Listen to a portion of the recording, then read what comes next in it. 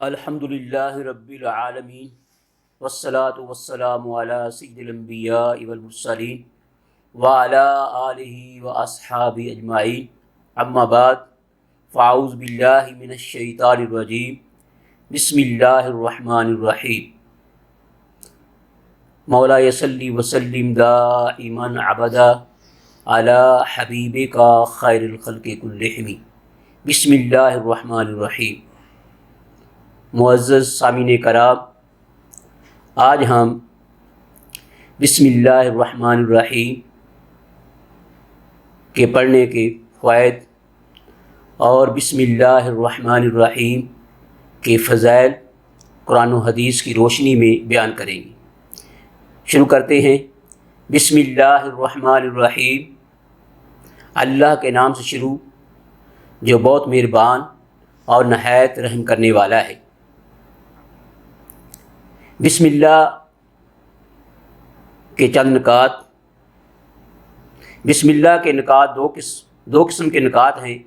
ایک تو خود بسم اللہ الرحمن الرحیم سے کہہ کر ہر کام کو شروع کیوں کیا جاتا ہے۔ دوسرا، بسم اللہ کے الفاظ جو ہیں، الفاظ میں بے جو ہے اس کو سب سے شروع میں کیوں لائے ہیں۔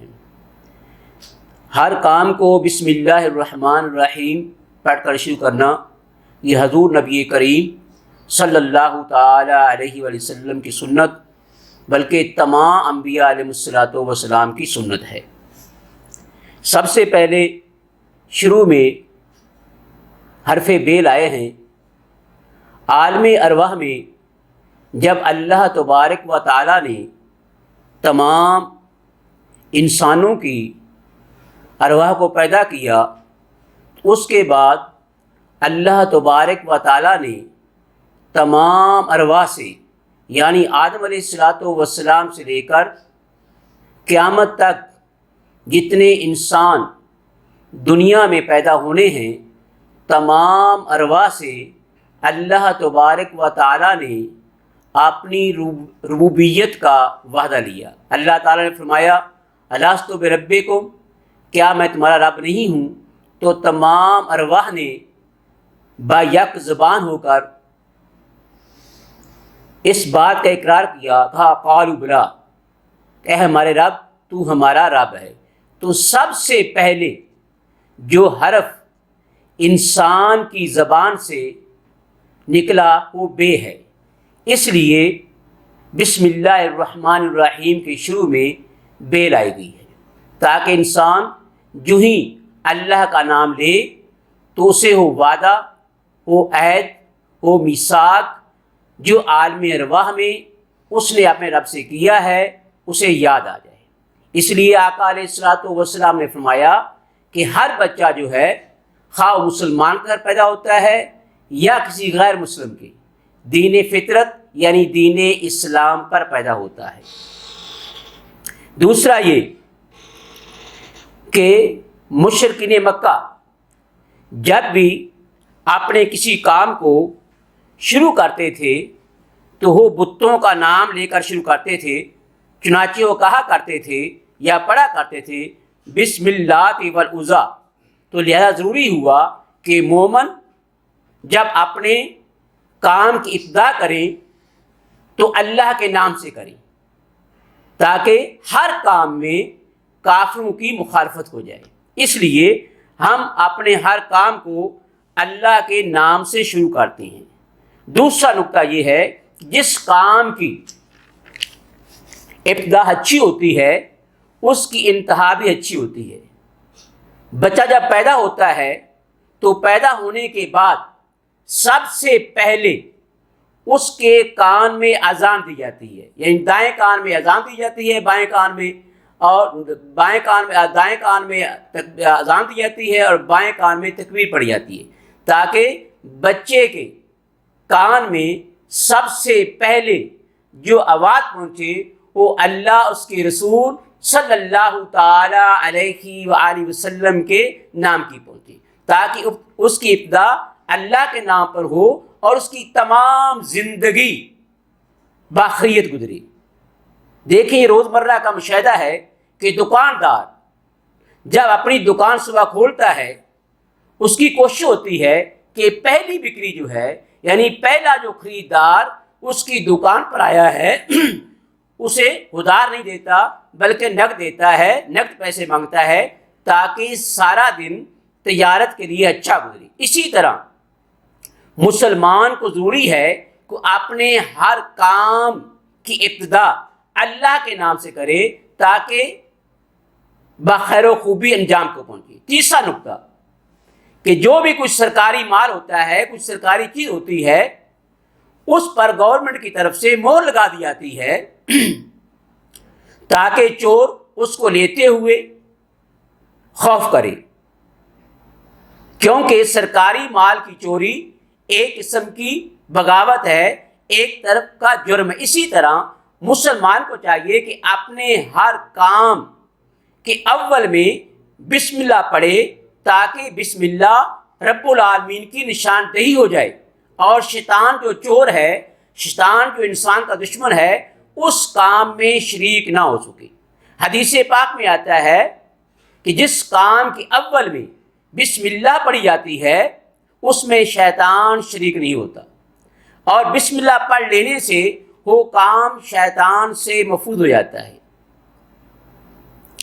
تفسیر کبیر شریف میں بسم اللہ کے متعلق ایک روایت بیان فرمائی ہے کہ ایک مرتبہ حضور نبی کریم صلی اللہ تعالی علیہ وآلہ وسلم نے جناب سیدنا صدیق اکبر رضی اللہ تعالی عنہ کو ایک انگوٹھی دی اور فرمایا اس پر لا الہ الا اللہ لکھوا کر لے آؤ۔ تو سیدنا صدیق اکبر رضی اللہ تعالی عنہ اس انگوٹھی کو نقاش کے پاس لے گئے اور اسے فرمایا کہ اس پر لکھ دو لا الہ الا اللہ محمد رسول اللہ۔ اس نے اس انگوٹھی پر لا الہ الا اللہ محمد رسول اللہ لکھ دیا۔ جبریل امین خدمت میں حاضر ہوئے، جبریل امین نے اس انگوٹھی پر مزید لکھا صدیق اکبر، حضرت ابوبکر صدیق کا نام لکھ دیا۔ جب جناب سیدنا صدیق اکبر وہ انگوٹھی لے کر رسول اللہ صلی اللہ علیہ وسلم کی بارگاہ میں حاضر ہوئے تو آپ نے فرمایا کہ صدیق میں نے آپ کو حکم دیا تھا اس پر لکھوانا ہے لا الہ الا اللہ، تو یہ زیادتی کیسی؟ تو سیدنا صدیق اکبر رضی اللہ تعالی عنہ نے عرض کیا کہ یا رسول اللہ آپ کا نام تو میں لکھوایا ہے، میری محبت نے، میری عقیدت نے یہ گوارا نہیں کیا کہ میں آپ کا نام اللہ کے نام سے جدا کروں، لیکن میں نے آپا نام نہیں لکھوایا۔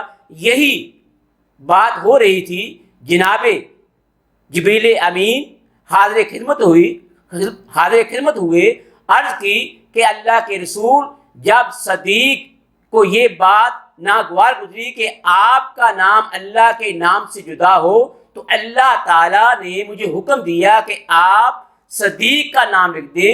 جب صدیق میرے حبیب کا نام مجھ سے جدا کرنے کو پسند نہیں کرتا تو میں بھی صدیق کا نام رسول اللہ کے نام سے جدا کرنے کو پسند نہیں کرتا۔ اس سے ثابت ہوا کہ اگر انسان اللہ کے رسول جس کو محبت ہے وہ اللہ کے رسول کا ذکر اللہ کے ذکر کا ساتھ کرتا ہے تو پھر آپ معزز سامعین کرام وہ شخص جو اٹھتے بیٹھتے چلتے پھرتے ہر جائز کام کے شروع میں اللہ کا نام لیتا ہے تو اس کی قدر اللہ تعالیٰ کیا ہوگی۔ قرآن پاک کی آیت ہے، اللہ تعالیٰ قرآن پاک میں آتا ہے والذین آمنوا اشد حب للہ، کہ اہل ایمان جو ہیں وہ سب سے زیادہ ذکر، سب سے زیادہ محبت اللہ تعالیٰ سے کرتی ہیں۔ ہماری اہل ایمان کی محبت سب سے بڑھ اللہ کی ذات کے ساتھ ہونی چاہیے۔ اس لیے انسان کو جس ذات کے ساتھ محبت ہوتی ہے اس کا نام اکثر لیتا ہے۔ اس لیے جب انسان اللہ تعالیٰ کو یاد کرے گا، اللہ تعالیٰ کے نام سے اپنا کام شروع کرے گا تو اللہ تعالیٰ اس سے محبت کرے گا۔ دوسرا یہ کہ اس بسم اللہ شریف میں اللہ تعالیٰ کے 3 نام آئے ہیں۔ اللہ یہ اللہ تعالیٰ کا اسم ذاتی ہے۔ سیدنا امام اعظم ابو حنیفہ رحمۃ اللہ علیہ فرماتے ہیں کہ یہی اسم اعظم ہے، اور دوسرے دو نام اللہ تعالیٰ کے صفاتی ہیں، الرحمن الرحیم۔ جس طرح اللہ تعالیٰ کی ذات کسی کی محتاج نہیں، اسی طرح اللہ تعالیٰ کا جو ذاتی نام ہے یعنی اللہ، وہ حرفوں کا محتاج نہیں۔ ایک ایک حرف جو ہے وہ اللہ تعالیٰ کی ذات پر پوری دلالت کرتا ہے۔ مثلا لفظ اللہ ہے، اس کے شروع سے الف کو ہٹا دیں، الف گرا دیں تو باقی للہ رہ جاتا ہے۔ قرآن مجید فرقان حمید میں ارشاد باری تعالیٰ ہے وَلِلَّهِ جُنُودُ السَّمَاوَاتِ وَالْأَرْضِ، اگر اس کا پہلا لام بھی گرا دیں تو باقی لہو رہ جاتا ہے۔ قرآن پاک کی آیت ہے لَهُ الْمُلْكُ وَلَهُ الْحَمْدُ، اگر دوسرا لام بھی گرا دیں تو باقی ہو رہ جاتا ہے۔ وہ بھی اللہ تعالیٰ کی ذات پر پوری دلالت کرتا ہے، لا الہ الا ہو۔ تو جس طرح اللہ تعالیٰ کا نام، اللہ تعالیٰ کی ذات کسی کی محتاج نہیں، ایسی اللہ تعالیٰ کا جو ذاتی نام ہے اس میں اللہ وہ حروف کا محتاج نہیں۔ اللہ تعالیٰ کا ذاتی نام اور میرے آقا جناب محمد مصطفیٰ احمد مجتبیٰ صلی اللہ تعالی علیہ وآلہ وسلم کا نام محمد، ان کا آپس میں بڑا قریبی تعلق ہے۔ مثلا جب بھی کوئی اہل ایمان اپنی زبان سے لفظ اللہ بولتا ہے، اس کے منہ کے دونوں جبڑے جو ہیں وہ کھل جاتے ہیں، اوپر والا جبڑا اوپر رہ جاتا ہے اور نیچے والا جبڑا نیچے رہ جاتا ہے، اور جب وہ اپنی زبان سے لفظ محمد بولتا ہے صلی اللہ تعالی علیہ وآلہ وسلم، تو نچلے والا جبڑا جو ہے وہ اوپر والے جبڑے سے مل جاتا ہے۔ اس سے ثابت ہوتا ہے کہ اللہ تعالی کی ذات سے ملانے والی اگر کوئی ہستی ہے وہ صرف اور صرف جناب محمد مصطفیٰ صلی اللہ تعالی علیہ وآلہ وسلم کی ذات گرامی ہے۔ دوسرے اللہ تعالیٰ کے دو صفاتی نام ہیں الرحمن الرحیم۔ دنیا میں اللہ تعالیٰ کا جو نام ہے رحمان، اس کا ظہور ہے کہ اللہ تعالیٰ دنیا میں ہر ایک کو، خواہ مسلمان خواہ غیر مسلم، سب کو برابر، سب پر برابر رحم فرما رہا ہے، سب کو اپنی نعمتوں سے نواز رہا ہے۔ یہاں اللہ تعالیٰ کی صفت رحمان کا ظہور ہے، اور قیامت کے دن اللہ تعالیٰ کی صفت الرحیم کا ظہور ہوگا۔ وہاں اللہ تعالیٰ رحم فرمائے گا، وہاں اللہ تعالیٰ گناہ بخشے گا، وہاں اللہ تعالیٰ معاف فرمائے گا، صرف اور صرف اہل ایمان۔ دوسرا، بسم اللہ شریف میں بے سے لے کر الرحیم کی میم تک 19 حروف ہیں۔ کتنے؟ 19۔ اور اللہ تبارک و تعالیٰ نے جہنم پر جو عذاب دینے والے فرشتے مقرر کر رکھے ہیں ان کی تعداد بھی 19 ہے۔ تو جو شخص اپنے ہر کام کے شروع میں بسم اللہ پڑھتا ہے، بار بار پڑھتا رہتا ہے، تو ان حرفوں کی وجہ سے، بسم اللہ کے پڑھنے سے، وہ 19 فرشتوں کے عذاب سے محفوظ رہے گا۔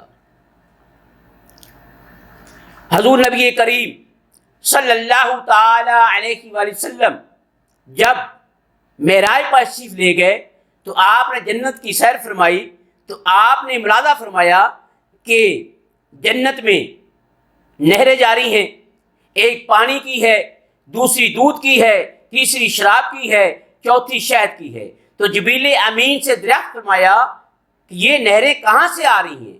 تو جبریل امین نے عرض کیا کہ مجھے اس کی خبر نہیں۔ تو ایک اور فرشتہ ساتھ تھا، اس نے عرض کیا کہ مجھے ان چاروں نہروں کا علم ہے کہ یہ کہاں جاری ہو رہی ہیں۔ تو آپ صلی اللہ علیہ وسلم کو لے کر ایک ایسے درخت کے پاس گیا جس درخت کے نیچے ایک کمرہ تھا اور اس کا دروازہ بند کا تالا لگا ہوا تھا، اور اس کے نیچے سے یہ چاروں نہریں بہہ رہی تھیں۔ تو رسول اللہ صلی اللہ تعالی علیہ وآلہ وسلم نے وہ فرشتے دریافت فرمایا کہ اس کی چابی کس کے پاس ہے؟ اس نے عرض کیا کہ یا رسول اللہ صلی اللہ تعالی علیہ وآلہ وسلم، اس کی چابی آپ کے پاس، یعنی بسم اللہ الرحمن الرحیم۔ تو جب آپ صلی اللہ تعالی علیہ وآلہ وسلم نے بسم اللہ پڑھی، دروازہ کھل گیا تو دیکھا تو بسم اللہ کی میم سے پانی جاری ہے، اللہ کی ہے سے دودھ کی نہر جاری ہے، اور رحمان کی میم سے شراب طہور کی نہر جاری ہے، اور الرحیم کی میم سے شراب طہور شہد کی نہر جاری ہے۔ غیب سے آواز آئی کہ اللہ کے رسول، جو بھی آپ کو امتی بسم اللہ پڑھتا رہے گا، اللہ تعالیٰ اسے ان 4 نہروں کا مالک بنا دے گا۔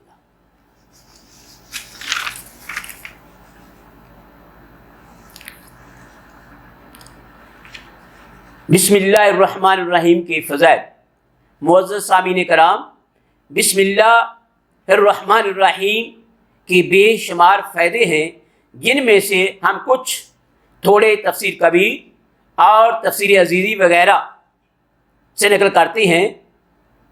جو شخص اپنی بیوی کے پاس جاتے وقت بسم اللہ پڑھ لے، اس میں شیطان شریک نہ ہوگا، اور اس کا بچہ جو ہے ہمیشہ نیک رہے گا اور شیطان کے شر سے محفوظ رہے گا۔ اسی طرح حضور نبی کریم صلی اللہ تعالی علیہ وآلہ وسلم نے فرمایا کہ ایک بار حضرت موسیٰ علیہ السلام کے پیٹ میں سخت درد ہوا، اللہ تعالیٰ کی بارگاہ میں عرض کی تو اللہ تعالیٰ نے فرمایا کہ تم جنگل میں جاؤ اور فلاں بوٹی جو ہے وہ کھا لو۔ تو حضرت موسیٰ علیہ السلام جنگل میں گئے، اور جس بوٹی کے بارے میں اللہ تعالیٰ نے فرمایا تھا وہ بوٹی کھائی تو آرام آ گیا۔ کچھ دن گزرے، دوبارہ درد شروع ہوئی، دوبارہ پھر آپ جنگل میں گئے، وہی بوٹی کھائی، لیکن درد پہلے سے بڑھ گیا۔ اللہ تعالیٰ کی بارگاہ میں عرض کی کہ باری تعالیٰ یہ معاجرہ کیا ہے؟ تو جناب باری تعالیٰ نے فرمایا اے موسیٰ، شفا تو میرے نام میں ہے، پہلے تم میرے کہنے پر گئے تھے، اب تم اپنی مرضی سے گئے۔ دوسرا فائدہ، حضرت عیسیٰ علیہ السلام کا ایک دن ایک قبر کے پاس سے گزر ہوا، کیا دیکھتے ہیں کہ قبر والے کو سخت عذاب ہو رہا ہے۔ تھوڑی دیر کے بعد دوبارہ پھر اسی قبر کے پاس سے گزرے تو وہ قبر والا جو تھا جس کو عذاب ہو رہا تھا، وہ اللہ تعالیٰ کی نعمتوں سے مالا مال تھا۔ جناب عیسیٰ علیہ السلام گھر آئے، نماز پڑھی، اللہ تعالیٰ کی بار میں دعا کی، اے باری تعالیٰ اس میں کیا حکمت ہے، کیا ماجرا ہے؟ تھوڑی دیر پہلے میں گزرا تھا تو یہ تیرا بندہ تیرے عذاب میں مبتلا تھا، اب میں گزرا ہوں تو یہ تیری نعمتوں سے مالا مال ہے۔ تو اللہ تبارک و تعالیٰ فرمایا اے روح اللہ، یہ انسان تھا، اس نے پوری زندگی میں نافرمانی میں گزاری، گناہ کرتا رہا، نافرمانی کرتا رہا، اس لیے میں نے اسے عذاب میں مبتلا کر رکھا تھا۔ لیکن جب یہ فوت ہوا، اس نے اپنی بیوی کو حاملہ چھوڑا تھا، اس کے فوت ہونے کے بعد اس کے ہاں بچہ پیدا ہوا، وہ بڑا ہوا، اور آج اس کی بیوی نے اس کے بیٹے کو مکتب بھیجا ہے، اور معلم نے، استاد نے اس کے بیٹے کو بسم اللہ الرحمن الرحیم پڑھائی ہے۔ تو میری رحمت نے یہ گوارا نہیں کیا کہ اس کا بیٹا، اس کا لگتے جگر زمین کے اوپر میرا نام الرحمن الرحیم لے اور میں اسے زمین کے نیچے عذاب دوں، اس لیے میں نے اپنے عذاب کو اٹھا لیا اور اسے اپنی نعمتوں سے مالا مال کر دیا۔ بسم اللہ ہر مرض کی دوا ہے۔ شاہ روم کا بادشاہ، اس نے جناب سیدنا امیر المومنین فاروق اعظم رضی اللہ تعالی عنہ کی خدمت میں اپنا قاصد بھیجا، عرض کی کہ میرے سر میں اکثر درد رہتی ہے، اس کی کوئی دوائی بتلا دیں۔ تو جناب عمر فاروق رضی اللہ تعالی عنہ نے اسے ایک ٹوپی عطا فرمائی اور فرمایا کہ اپنے بادشاہ کو کہنا یہ ٹوپی پہن لے۔ تو ہرقل جو بادشاہ تھا روم کا، وہ جب ٹوپی پہنتا اس کے سر سے درد ختم ہو جاتی، جو ہی ٹوپی اتارتا درد شروع ہو جاتی۔ اس نے ٹوپی کھولا، اس میں ایک کاغذ کا ٹکڑا تھا جس پر لکھا ہوا تھا بسم اللہ الرحمن الرحیم۔ سیدنا خالد بن ولید سیف اللہ رضی اللہ تعالی عنہ کو کافر نے کہا کہ اگر تمہارا دین اسلام سچا دین ہے تو ہمیں اس کی کوئی دلیل دیں۔ تو سیدنا حضرت خالد بن ولید رضی اللہ تعالی عنہ نے زہر منگوائی اور بسم اللہ پڑھ کر زہر کھا لی، اور آپ پر اس کا کچھ بھی اثر نہ ہوا۔ تو کافروں نے کہا کہ واقعہ ہی دین اسلام جس کی رسول اللہ صلی اللہ تعالی علیہ وآلہ وسلم تبلیغ کرتے ہیں، جس کی طرف بلاتے ہیں، وہ سچا دین ہے۔ اب یہ ہے کہ ہم اکثر لوگ کہتے ہیں بسم اللہ پڑھتے ہیں لیکن ہمیں اس کا فائدہ نہیں ہوتا، تو دعائیں جو ہیں وہ مثل کارتوس کے ہیں۔ جیسے ایک کارتوس ہوتا ہے، اگر اچھی ریفل میں ڈالا جائے گا تو اپنا کام کرتا ہے، اگر کارتوس جتنا بھی اچھا کیوں نہ ہو، اگر جس ریفل میں وہ ڈالا جائے گا وہ ریفل اچھی نہ ہو تو اپنا کام نہیں کرے گا۔ اس طرح ہماری جو زبانیں جو ہیں، ہم اس زبان سے جھوٹ بولتے ہیں، گالی دیتے ہیں، غیبت کرتے ہیں، اس لیے ہماری جو دعائیں جو ہیں یا بسم اللہ الرحمن الرحیم جو ہم پڑھتے ہیں، ہمیں وہ فوائد حاصل نہیں ہوتے جو صحابہ کرام رضوان اللہ تعالی علیہم اجمعین کو ہوتے تھے۔ تو معزز سامعین کرام، ہمیں چاہیے کہ ہم ہر نیک کام چھوٹا ہو یا بڑا اس کو بسم اللہ پڑھ کر شروع کریں، تو اللہ تعالیٰ اس کام میں برکت ڈالتا ہے، اور اللہ تعالیٰ اس کام کو شیطان سے محفوظ کر دیتا ہے۔ اللہ تعالیٰ ہمیں ہر کام کے شروع میں بسم اللہ الرحمن الرحیم پڑھنے کی توفیق عطا فرمائے۔ آمین۔ وما علینا الا البلاغ۔